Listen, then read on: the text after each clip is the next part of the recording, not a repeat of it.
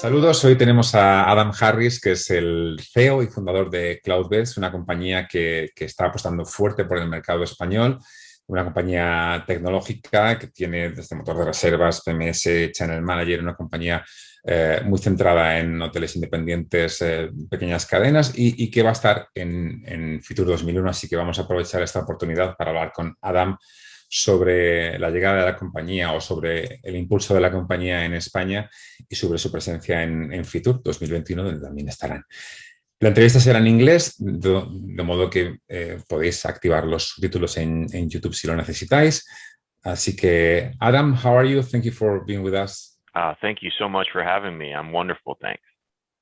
Okay, so first things first, just a quick intro of your company, because we released, I think it was a couple of weeks ago, a PR of your intentions and your goals and about improving your presence here in the Spanish market. So I would like to know a little bit about how you feel about the Spanish market and your goals on our market. Oh, absolutely. I mean, it was an easy decision. So not only are we already in Europe, and half of our staff around the world happens to be in Europe. Spain we hold very dear. It's one of my favorite travel destinations in the world, and for one very good reason. Spanish hospitality is world famous. It's in the DNA of Spain. It's probably some of the best in the world, and despite that unbelievable capability, technology usage is still very limited for the Spanish independent market, which is what we're after. And so take world-class hospitality and the largest independent hotel market in the world.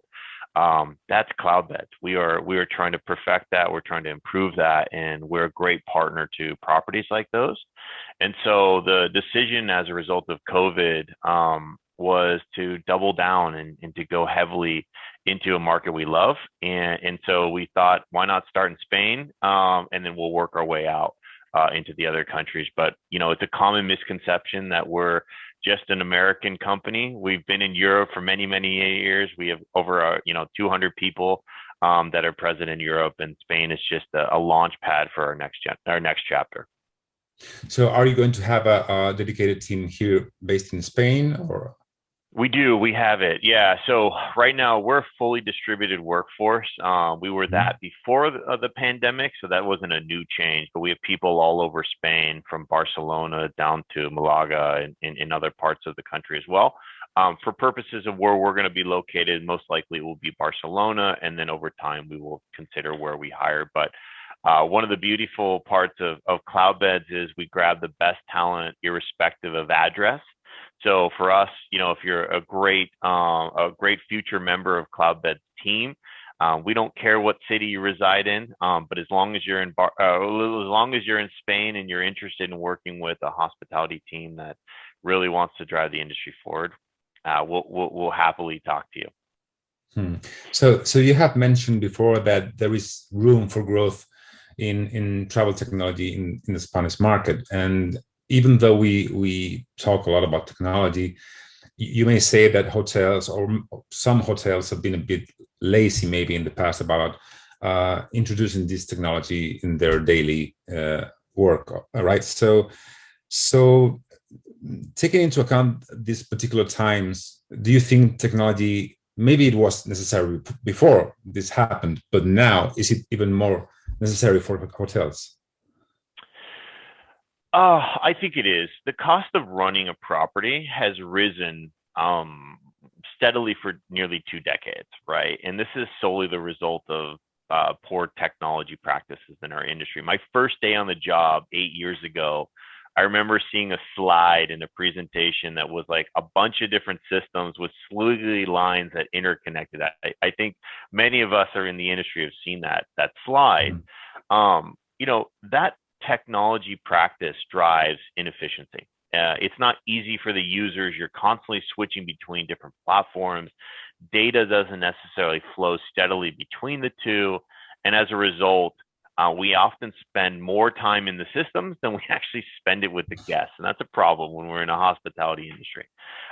So a unified platform like Cloudbeds, our focus is around driving automation of all of those repetitive tasks that happen daily inside a property. Just think of how many times properties are changing rates and availability online. So having connectivity through a CRS or a channel manager, in automating some of that practice, that just seems like it should be common sense at this point in day. But the fact is, more than 50% of properties around the world are still doing that manually, right? And so that's one element of many elements. And so what I love is every day, if you take the hundreds of thousands of users that are using Cloudbeds, on average, we save 4 hours a day of their time through automation of these tasks. So imagine what years of time savings kick back into an industry. That's a lot of opportunities to touch the guest in positive ways. And in a time of recovery, the guest is still a little bit cautious, right? Not only do they want to get out there and travel, I want to travel. I just went on my first trip in over a year, and it was amazing. It was surreal, but I was still nervous, right? I was nervous of doing the transportation. I was nervous of what I would expect on the other end.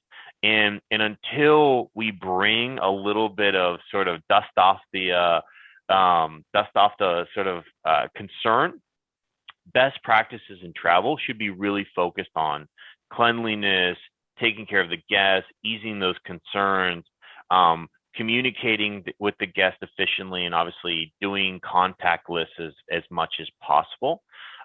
So the time is now, if ever. It was actually 5 years ago, but the reality is we're a little slower to move. And so I do think COVID has accelerated some adoption of technology.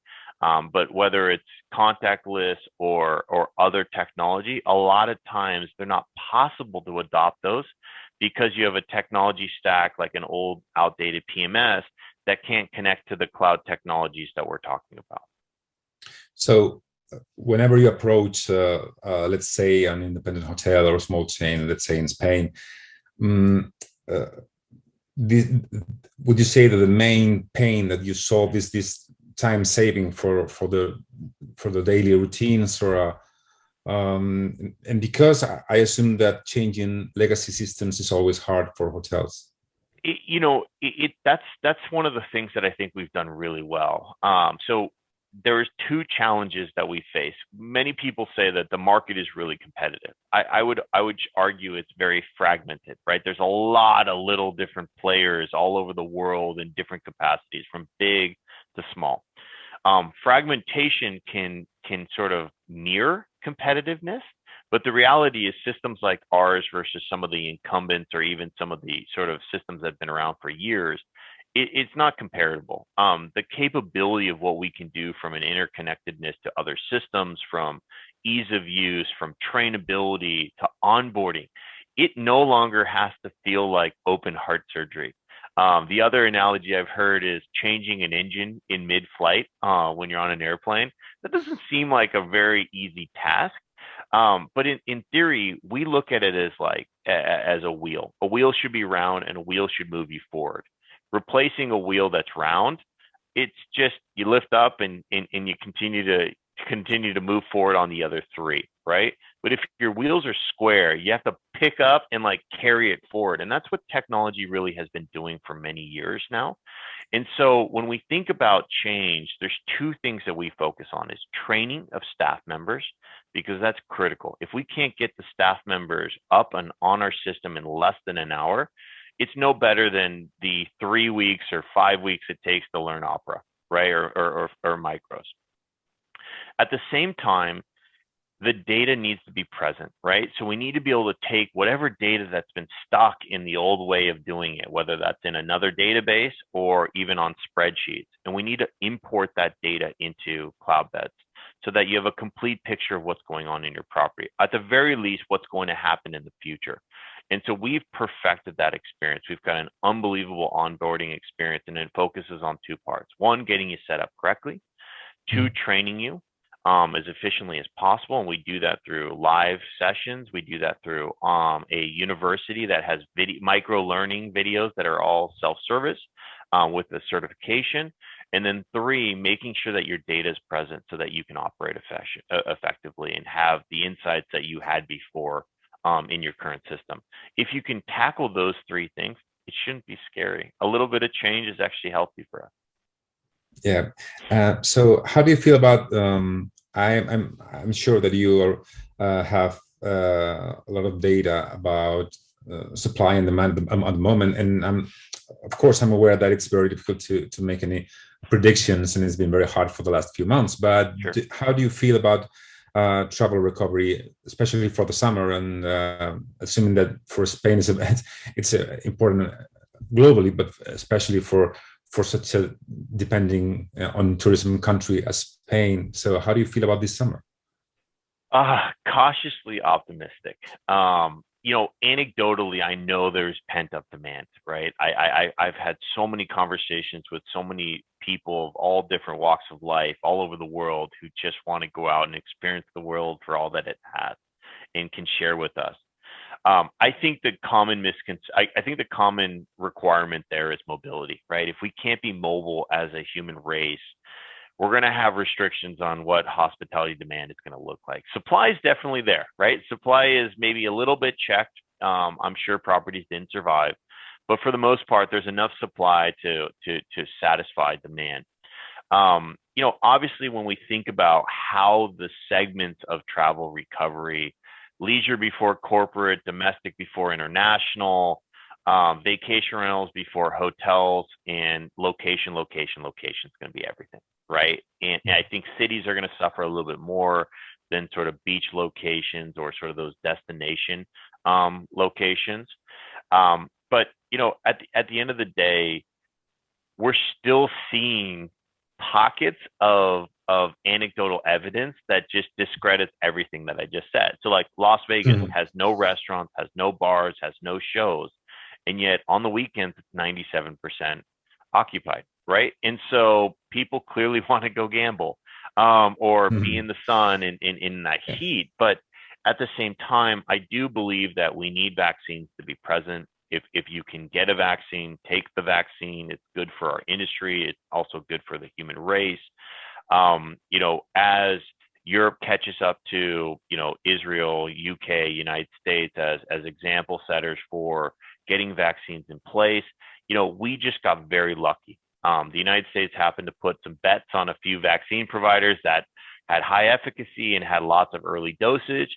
As the rest of the world catches up, I think the as soon as shots hit arms, you're going to start seeing travel patterns book, and we're already seeing all of our engines are firing at full pistons. When parts of the UK unlocked, you started seeing travel started to establish. But what I do believe is our world is going to require travel corridors or partnerships like what Australia and New Zealand are doing, and so those are going to pop up more and more frequently. But there's a little bit of coordination that needs to be done.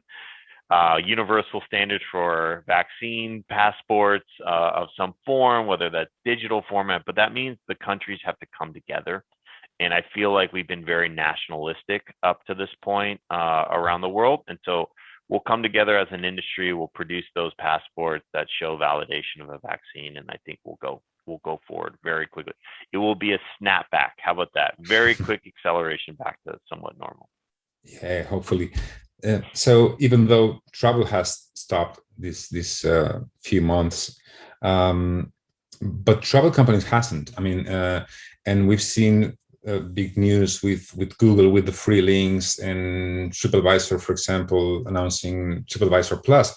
So how do you feel this relationship between big travel companies will be after COVID? I mean, do hotels have to be very careful and be watching about what Google doing or TripAdvisor is doing?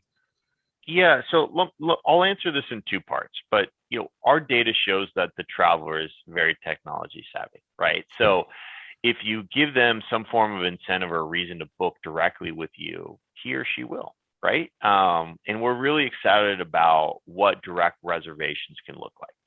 So I ultimately expect distribution costs to a hotel to continue to go down over time. And that's as a result of value channels driving and delivering up, stepping up, right? So like there are ways that we can do it. We're very excited about the Google partnership. because it will allow us to see a greater visibility on the top of the funnel, right? This is where the people are searching at the beginning, and how that trickles down into a direct reservation or through a intermediary is going to be really important as we change the evolution of how we think about distribution going forward. But OTAs are going through a identity crisis right now. I mean, I'm sure you saw the news with Expedia trying to rebrand, Yes. Booking.com becoming Booking.com instead of Priceline Holdings. So this sort of differentiation between channel A versus channel B, I think helps reset the value proposition of what an OTA ultimately means to an industry. Now, Google's not a charity. And so Google also is looking at how they weaponize search and ultimately hotel search. And so if I was Google, and I'm not, and I saw $10 billion in advertising spend disappear as a result of a pandemic that ultimately came from like less than 10 people, 10 groups in the world, that would concern me as a business practice and a business model. And so I probably would rethink and retool how I can reach the same audience and same supply and inventory, but do so in a different way. And so I wouldn't be surprised that there are now 1 million advertisers across Google, representing $20 billion of spend in 2023, right? So Google just reset how they did their business, but it's still the same practice that they've done for many years now, ever since they introduced Google Hotel. And how do you feel about this? You have mentioned the Expedia rebrand, but also I've mentioned TripAdvisor before, and because this new subscription model, I don't know if it would work in America, maybe it would be a bit more difficult in Europe and the Spanish market. Do you think, because TripAdvisor has changed their model in several times in the last few years, do you think this could be useful for hotels? I think it's interesting for sure. It's untested and it's unproven, right? So I think everyone saw this as different, right? And in the time of a pandemic, being different sometimes can be good. It can also have catastrophic effects as well, right? TripAdvisor was at the king of content. They were where people went and searched, and then they became a company that was trying to influence reservations and monetize them. And I think that identity crisis is when TripAdvisor began to reinvent themselves many times over the years. So I hope it can bring success for them. I think there's certain types of properties and certain types of consumers that would love a subscription model like that. And then I think there's other parts of the world, like the United States, where it's a little more complicated, right? So I'm not knocking it off the table as a possibility of being successful yet, but we're definitely watching it very carefully. But out of the two, I think what Google did was probably more influential in the short term, with long tail events here to come. But I can't wait to see how this snap back and what people do with the subscription program, because there's subscriptions in other industries that have been very successful, and we've seen them prove worthy time over time. Okay. So last thing would be that, of course, you're going to be at Fitur next month. So, which is, it's big news, just the fact that it's going to be held, the fact that it's going to happen. So, so how do you feel about the recovery of MICE travel? And also, if you could give us a little heads up about your content and your presence at Fitur. Sure. Yeah. No, look, Fitur is super important to us, and it has been for many years. It's an incredible international conference, and the fact that it's being held is bold statement to Spain's commitment to their travel industry, right? So, we'll be there with full presence. We'll be doing events. We'll be introducing a few new products, like our European payments platform, which launches any day now, to our website platform that we're newly launched to help drive more direct reservations for property. So all of these things are aimed at recovery, right? These are aimed at cash flow. These are aimed at direct reservations and in putting warm bodies in beds. But when it comes to the industry of mice, oh man, that is one of those things where there's a little bit of mixed feelings. I no longer had to sign off on big, expensive conferences and travel budgets for over a year, and I got a little like, that was a nice experience. I mean, I actually caught up with my good friend Klaus from Ideas over lunch yesterday, and we were talking about the lack of having to travel anywhere and have to do conferences and all these things. And I think the industry is going to change how we approach these. I think Fitur is going to be massively successful. It's going to probably be one of the better travel experiences around a conference, because no one has been able to go and attend. It's one of the first, just like High Tech sold out in the United States in days. I mean, I think people are just like, get me away from my family, my dogs, my home. Let me go see human beings. Let me interact with them. Even if I have to be socially distanced, like, please get me out of my home. I feel that as well. So look, I think it's going to be a very, very slow recovery. I think corporations are going to be thinking about, is it worth every dollar I spend in this area? And they're going to really test the waters around ROI on those events as we sort of recovery. I mean, I think I saw a couple articles that talked about, maybe it came from JP Morgan. Jamie Dimon was talking about just Zoom and how it's changed the business practice of meetings. Like, I can do 2 or 3 meetings to get a sale. 2 of them I don't have to do in person anymore. I don't have to do that travel. I can do it through Zoom. And then maybe the last one is more celebratory or sort of the finishing touches. Yes. I could see conferences being somewhat similar to some extent. I think they're going to become much more focused. They might not be as grand forever, but at the same time, they're always going to have a purpose. I love interacting with people live. I think you get the art of our industry comes out at those conferences. And I would be really sad if it didn't recover fully. Well, so let's hope we can meet at Fitur then, and I'm glad that you're going to be able to get out of your home for a few days. I will too, and hopefully I'll see you there. So thank you so much for your time, Adam, and again, let's see each other at Fitur. Absolutely, thank you so much. I really appreciate being here today. Thank you.